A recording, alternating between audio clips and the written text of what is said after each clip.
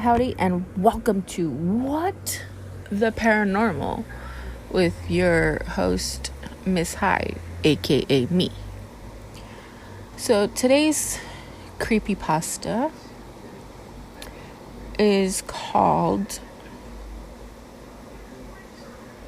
Never Use a Voice Recorder While You Sleep by Christopher Maxim. I'm a chronic sleep talker. Always have been. Everyone who slept in the same house with me will tell you that. My parents, siblings, friends, and especially my exes. They're the ones who got an earful. It was something we'd laugh in the morning because most of what I would say would be incoherent, or some of my famous lines included, "There's too many helicopters in the pool," and "My balloons are on the wrong foot." It never bothered anyone around me. My friends and family pretty much just got a kick out of it. One day at work, the subject of sleeping came up. My coworkers threw stories back and forth about some of the weirdest dreams. I chimed in with the sleep talking antics. Everyone laughed as I rattled off some of the crazier shit I've said while zonked. One of my coworkers, Bill, really busted a gut. After he finished hyperventilating, he told me that I should set up a voice recorder while I sleep so I can play it back at work every morning. Honestly, I didn't think of it, and it wasn't a bad idea. That night, I downloaded a decent voice recording app on my phone and placed it on the nightstand before I went to bed. Being single and living alone, I had no way of knowing what I said in my sleep anymore. So I was looking forward to hearing what it would pick up.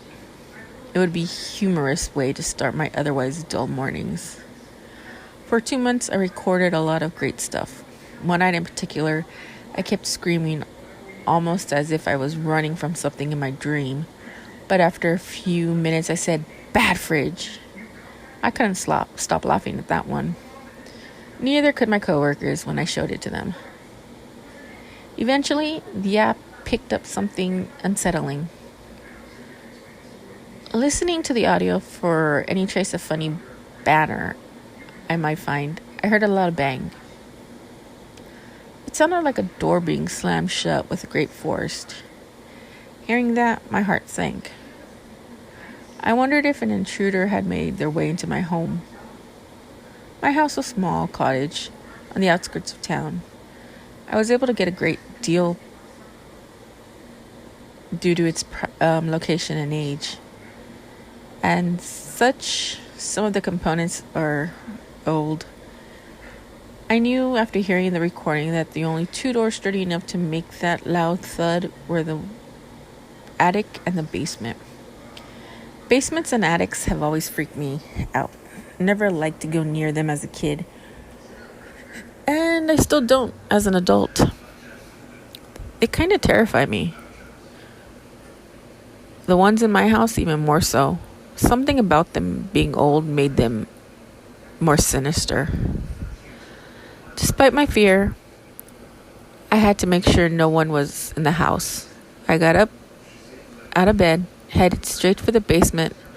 As the door was closest to my bedroom, I hesitantly opened the door and descended into my home depths. I was nervous, but I was desperate for peace of mind. Basement, empty. I quickly ran up to the first floor and proceeded to journey up the stairs. Once I reached the attic door, I froze. As much as the basements make my skin crawl, I find attics to be far worse. Maybe it was because they were always a big unknown to me. I had only ever been in the attic once my whole life, and that was to help my dad unload some Christmas decorations. Even then, I was spooked. Because of my phobia, I installed a deadbolt on the door when I moved in. It sounds foolish, but hey, it helps me sleep at night. Looking at the door, I noticed that the deadbolt was still locked. An intruder could have gone in and then relocked it on their way out, but at least I knew they weren't in there anymore. This was my excuse not to go inside. I went back downstairs and put the noise out of my mind.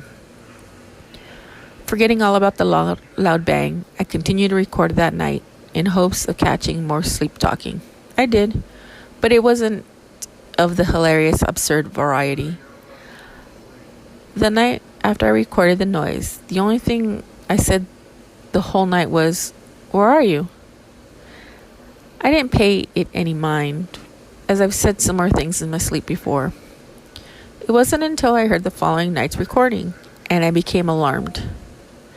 I said the same thing, "Where are you?" Only this time it was followed by a strange static sound.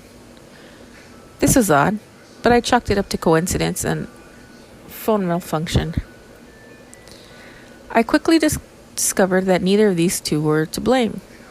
Every night after, I got almost the same exact thing.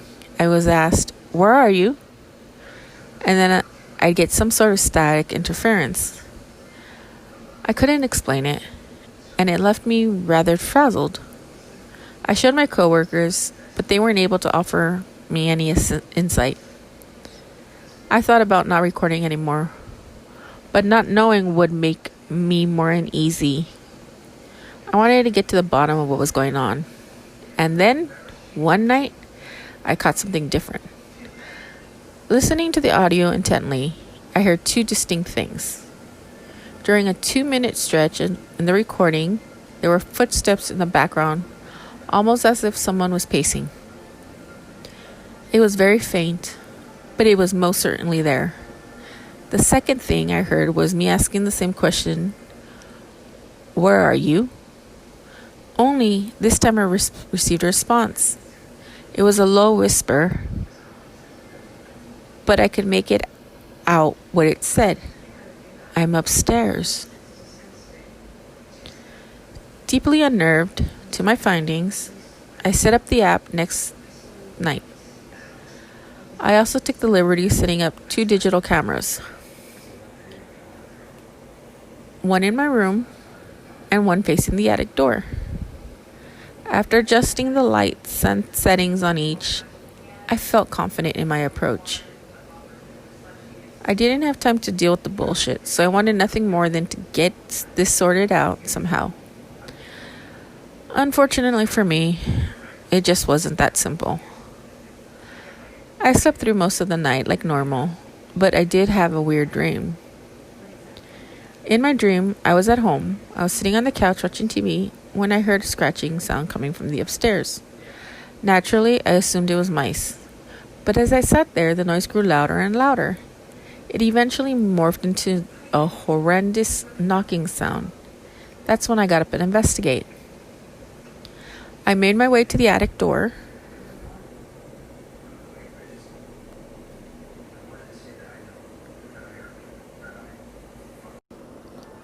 And the noises ceased. I stood there for a moment, expecting it to start up again, but it didn't. Complete silence for what felt like minutes.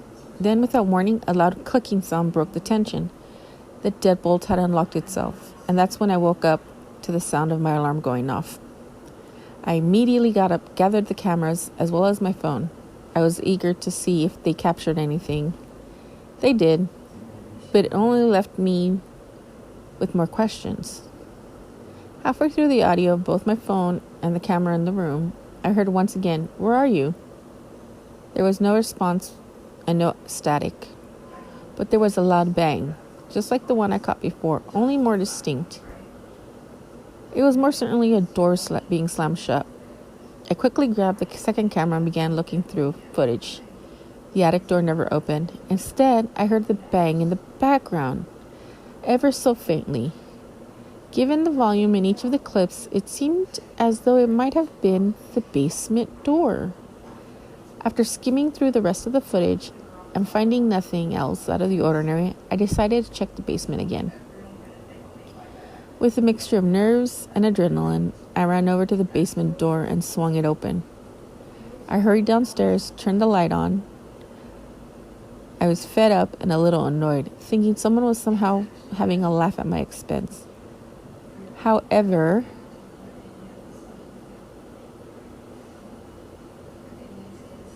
when the room lit up, it was greeted with the familiar sight of an unfurnished basement. It was completely empty. No intruder, no answers. Frustrated, I went off to work and tried to keep my mind off the old dilemma. That proved to be a difficult task. I kept playing out different scenarios in my head during the workday, but nothing made sense. The only logical, though somewhat illogical explanation that I can come up with was that I was being harassed by a spirit. I didn't want to give that notion, but I was running out of ideas. I tried to talk with my coworkers again in the hopes that they would tell me it was nothing to worry about. Instead, I received the opposite. One of my coworkers told me to call the cops and have them look around the house for signs of a break-in. Another told me I should stay at a friend's house. Bill told me to abandon the house and run for the hills. He was only joking, but it didn't make me feel any better. Things took a turn for the bizarre when I arrived home that day. Opening the front door to the cottage, I stepped in, set my jacket down on the couch, and then I plopped down in an attempt to unwind. Immediately sitting, I heard a bang again. It was clear as day. It was the same sound from the audio and the footage, but this time I was hearing it in person.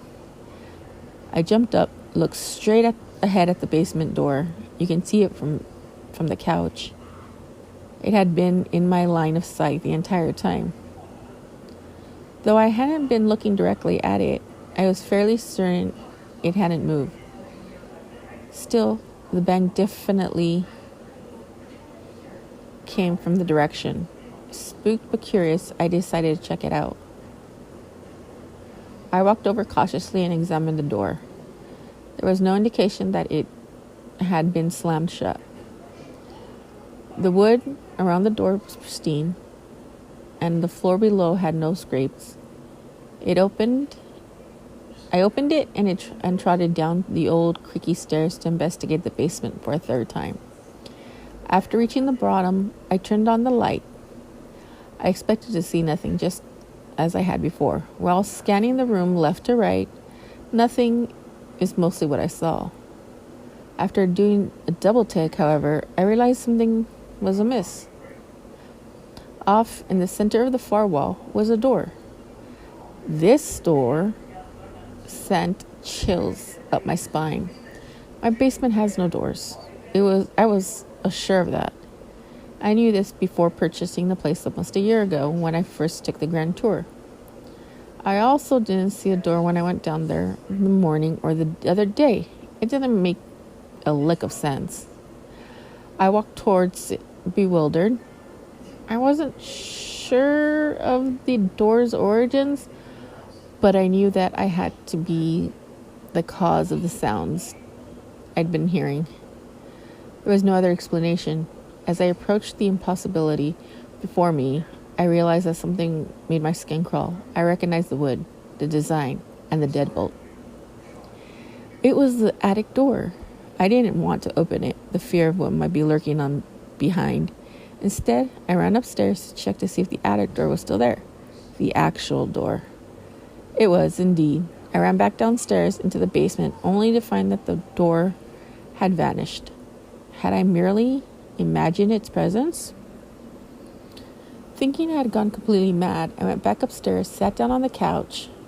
My mind was running haywire, trying to comprehend things, but eventually gave in to its own weariness. I ended up taking a short nap, and then that's when another dream. This dream was similar to the one I had before. I was sitting on the couch watching TV when I had scratching noises. The only difference was it was coming from the basement rather than the attic. It too progressed and turned into knocking that I couldn't ignore. As such, I got up from the couch, went downstairs to put a stop to it. In my dream, the basement was empty, no mysterious door in sight. That and the knocking and scratching ceased upon my entrance. At my wit's end, I went back upstairs. The sound returned with vengeance, only this time it was coming from upstairs. I ran up there as fast as I could, but the noise stopped. I waited. Following the narrative of my previous dream, the deadbolt clicked, signaling that the door had unlocked itself. Unlike the previous dream, however, the door opened up a bit, and a hand reached out from within. That's when I woke up. I wrote the first dream off as a byproduct of an overstressed mind, but to have it reoccur, that wasn't ordinary. At least not for me. But the door in my basement and my strange nightmares, it was a mess. Both perplexed and frightened, I called my friend John. Now, John is an eccentric fellow. He's the kind of guy who believes in UFOs, ghosts, conspiracy theories, the occult, and other things of that nature. Not only does he believe in them, but he studies them. He knows more about Roswell than I do about myself. Being a skeptic, I've always thought the massive amount of information he retained was borderline useless. I changed my mind about that after seeing my attic door pop up in my basement. If anyone could help, or at least steer me in the right direction, it was him. I spoke with John for a couple hours. He was ecstatic after hearing about my experiences. He began rattling off all the different things that he thought it might be. Some of his theories included the wormhole, a gateway to the other side, and even a glitch. One of many theories that he subscribes to is that the world we live in is a simulation. He told me that he couldn't be completely certain about what it was without seeing it for himself. But fortunately, he lives too far away to just stop by and visit. Instead of leaving me empty-handed, John gave me some advice on what to do next. After telling him about the voice I captured in the dreams I've been having, he started leaning towards the ghost idea. He thought I might be trying to communicate with me. Because of this, he told me I should set up a voice recorder in the basement and ask the spirit some questions. I could play it back and record and listen to the voice. John said that I should do it in the attic as well. Though wary of the methods, I told him I'll try it out. After all, I couldn't just sit around and expect the situation to resolve itself. I didn't like the idea of going up into the attic by myself, but I needed to do something. After getting off the phone, I immediately put his plan into action. The basement would be first. As I was still apprehensive about going upstairs, I set up the app and put the phone on the basement floor. I proceeded to ask questions, leaving enough space in between for someone or something to answer. I asked the normal things like its name, its age, what it wanted. After roughly 5 minutes of interrogation, I stopped the recording and played it back. I must have listened to my voice a million times, hoping for anything audible to present itself. To my dismay, I caught nothing of sort. It seemed as though the attic would indeed have to be my next venture. I reluctantly climbed the stairs to the attic door. I looked at it for a few moments, took a deep breath, unlocked the deadbolt. I opened the door and braced myself. There was nothing there save for the previous owner's belongings. When I first purchased the house, I had to do a little bit of renovation, so to speak. The owner before me had no cable, electricity, or proper plumbing. On top of that, they left all of their stuff behind. I had most of it removed, but left everything that was in the attic. I had no need for the space, and I didn't want to put any more money into emptying the house than I had to.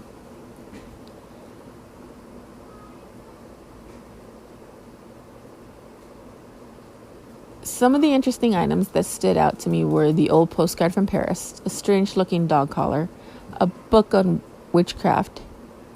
The fear set in while going through the contents of my new collection. The angled ceilings, antiques, large window overlooking the yard did give the place a dose of charm, but I still didn't like the attic. I quickly hit the record button on the app and set my phone down on the floor. I asked the same questions before, but didn't leave much space in between, as I really wanted to get the hell out of there. Before stopping the recording, I had a thought. Perhaps the spirit would respond if I asked the same question I that I did in in my sleep. I cleared my throat. Where are you? After asking the final question, I stopped recording and played it back. It sounded almost identical to the one I recorded in the basement, complete with the lack of answers. That is, until the very end. After I asked the last question, I heard a familiar low whisper. Behind you. After hearing this, I immediately turned around. There was nothing there. Despite this, I hightailed it downstairs. The eerie voice reinforced my phobia of attics and instilled in me indescribable dread. I could no longer bear to be in that house by myself. I called John again and begged him to help me out. I told him I'd even give him gas money for the 8-hour round trip. He was reluctant at first. Knowing that he had to spend the night, call out from work the next morning, curiosity got to the best of him in the end. After much deliberation, he agreed to come over. I waited for John in my car. While sitting there, I couldn't help but to examine my house.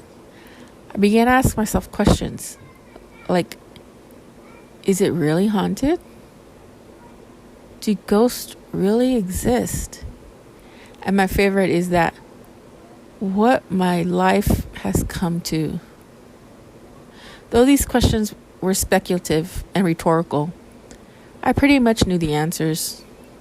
As I gazed towards the house in disappointment, I noticed something out of the corner of my eye. It was a silhouette standing at the attic window. Holy shit! What the fuck? What do I do? Those were the only retorts that crossed my mind after seeing the shadowy figure. After a few moments of staring, the figure stepped back from the window, completely out of sight. I sat and pondered about it for a few moments after its departure. In a moment of bravery, I chose to go back into the house and up to the attic. Crazy, I know, but it's my house. And I needed to show this thing that I wasn't interested in playing games, even if it scared shitless. Besides, John would have had my head if I didn't follow the damn thing. Feeling confident but still shaky, I ventured up into the attic. I swung the door open without hesitation, waltzed in like I owned the place. After all, I did.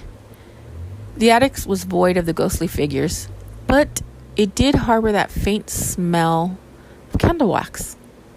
Unsure of how to proceed, I started talking in a loud, firm tone. This isn't your house. I'm tired of your bullshit game, spirit. I demand you to leave at once. I knew this wasn't going to work, but it was almost Catholic. I felt a hell of a lot better fighting back. I walked around the attic, satisfied with my rant, thinking that it actually conquered my fear. My smug demeanor wouldn't last more than a few moments. Soon after I spoke, a gust of wind blew through the attic, hit me like a bus, nearly knocking me over. I knew it was the ghost's doing. I tried to stand my ground, but it was pretty damn frightening. I watched as everything around me flew about, creating a tornado of mementos and keepsakes. I was about to retreat when I noticed something that hadn't budged an inch. It was a book on witchcraft that I've seen before. Upon noticing, the wind inexplicably stopped and everything fell to the floor. I walked over to the book, curious as to why it remained stationary. As I did, it opened up on its own. It was startling, but I somehow sensed no malice. I was coming around to the fact that this ghost might be really trying to communicate with me. The page in the book landed on was a spell. The whole thing was in Latin, but from what I could make out of it, it had to do something with growing plants. Confused, I reached out to the ghost for help. What do you want from me? After asking the question, the attic door slammed shut. I thought for a moment and gathered that it wanted me to recite the spell in the attic. I was still confused, but somehow calm. It felt as though I was helping the spirit some way. Before I could read from the book, my phone went off. It was a text from John. So sorry. Can't make it out there. My boss won't give me the day off tomorrow. and I'm not sure my car will make it there and back. It desperately needs new tires, and I won't be able to buy those until Friday. Give me a call back and see what I can do. Good luck. Fuck. Even though I wasn't freaking out anymore, it was nice knowing that someone was on their way to my house, just in case things went sour. It didn't like it, but I was on my own. I accepted this, turned my attention back to the book. It was time to deliver the spell. I cleared my throat and began reciting the text in the book. I took Latin in college, and although I didn't retain all the information, I knew enough to make a proper pronunciations. Even still, I stumbled over my words during certain parts. Because of this, I had to start a couple times. I wanted to get it right, especially if it was truly what the ghost wanted. After finishing the spell flawlessly, for the most part, the attic door opened. I walked out with the book in hand, wondering if everything was over. When I reached the bottom of the step, I turned around the corner, and it became clearly, apparently it wasn't. The basement door was wide open. I was in uncharted territory, taking orders from a ghost, but I hoped I was following all right. Seeing the basement door ajar convinced me that I was probably needed to recite the spell down there as well. I still wasn't sure why, but it felt like this was the spirit's will. As such, I obliged. I walked down into the basement with the book and turned the light on. I quickly glanced around and revealed that I was alone. There was no door. I cleared my throat once again and began reciting the spell, word for word. Honestly, I was a little excited. It felt like I was doing something productive about my ghost problem, and that it might actually help me out to rest. This time, I got it right on the first try. Upon finishing the spell in the basement, the house began shaking. When I mean the house, the whole house, basement and all. I never experienced an earthquake before, but it seemed like the only logical explanation for what was happening.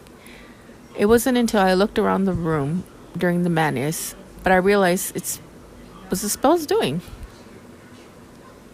There, on the far wall, shaking with the rest of the house, was the attic door. I wondered if the spell somehow summoned it, simultaneously causing the house to wobble. The tremor eventually stopped, and I was left with the door, lending credence to my theory. I waited for a few minutes, thinking the door would open, but it didn't. It seemed that I would have to do it myself. I wasn't too happy about it, but I did come too far to back out now. I gathered my wits and walked over to the door.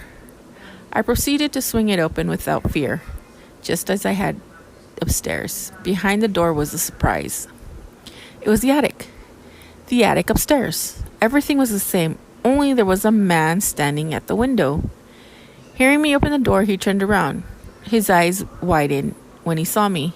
He ran so fast in my direction that I didn't even have time to take more than a single step back.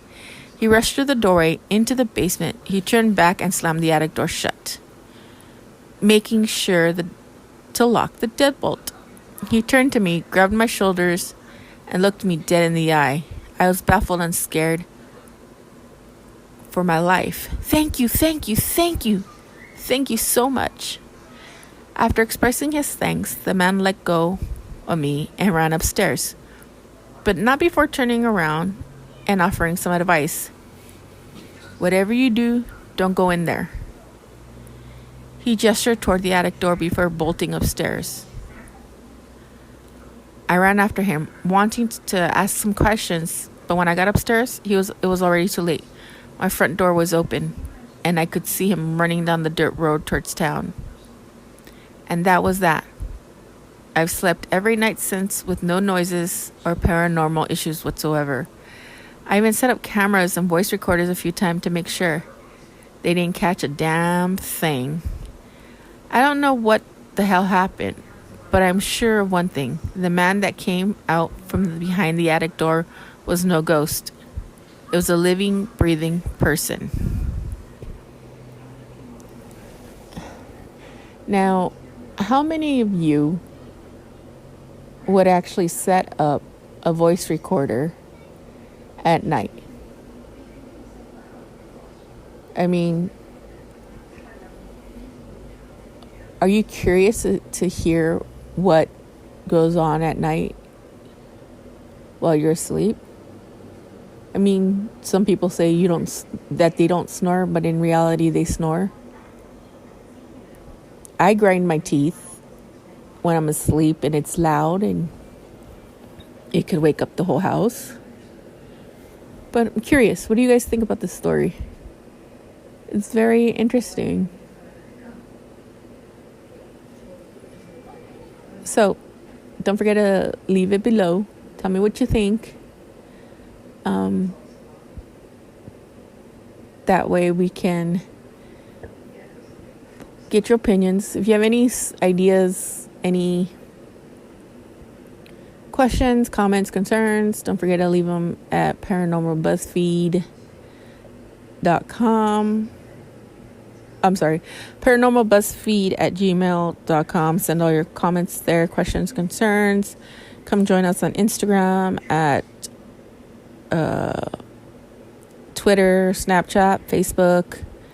Always send in a voice message. Don't forget you can hear us on Apple Podcasts, Spotify, Castbox, Poketcasts, Google Podcasts, and Radio Public, and anywhere else you can hear podcasts at. So, you all have a good night.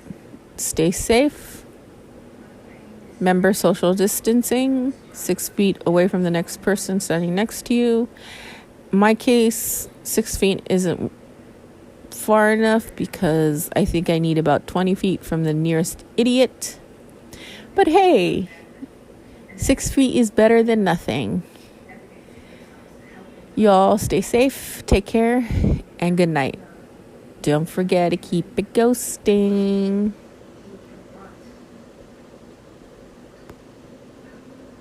If you're new to the podcast community and you want to start a new podcast and you're looking for a platform that is user-friendly, that has everything you need at your fingertips, that won't set any limits, that you can earn money, then I would recommend Anchor. Now, Anchor can be used basically anywhere. You could be in your car, you can be laying on the sofa in bed, where you can edit, record, and upload. You can throw in soundtracks. Everything is there for you. Now, I use it because, it's user friendly, and it is free, and I find it really easy to navigate without it being very confusing. Now, most platforms, before you can even try it out, you need to sign up and pick a plan. I like Anchor because I don't have to go through any of that. So I recommend it. Now, if you really want to get into it, I recommend you going to your website, anchor.fm, and, signing up. Or you can download anchor.fm from the Google Store, iTunes, and give it a try. So don't forget to go to anchor.fm, sign up, and I'll see you all in the podcast community.